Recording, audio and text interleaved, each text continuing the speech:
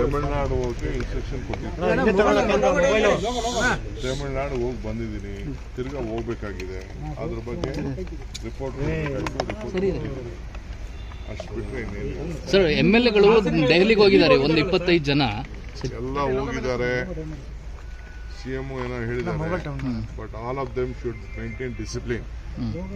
Party ಶಿಸ್ತನ್ನ ಎಲ್ಲರೂ ಕೂಡ ಮೇಂಟೈನ್ ಮಾಡಬೇಕು, ಪಾರ್ಟಿಗೆ ಗೌರವ ಕೊಡಬೇಕು. ಬರೀ ಮೀಡಿಯಾ ಮುಂದೆ ಕೂತ್ಕೊಂಡು ಪಾರ್ಟಿ ಹೆಸರನ್ನ ಹಾಳು ಮಾಡಬಾರ್ದು. ಮುಂದಕ್ಕೆ ಎಲ್ಲರ ಭವಿಷ್ಯನೂ ಕೂಡ ಪಕ್ಷದಲ್ಲಿದೆ, ಮೀಡಿಯಾಲಿಲ್ಲ. ಮೀಡಿಯಾ ನಿಮ್ಗೆ ಏನೇನು ಬೇಕೋ ನಿಮ್ಮ ತರ ನೀವು ಹೇಳಿ.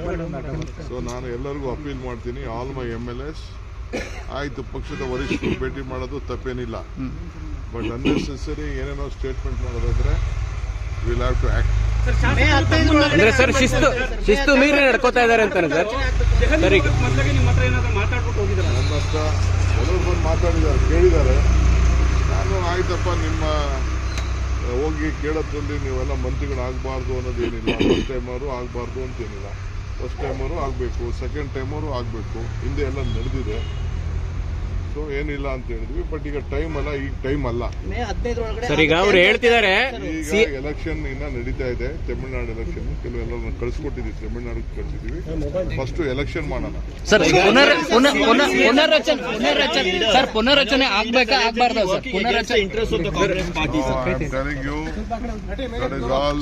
I have officially asked for a report with various sections.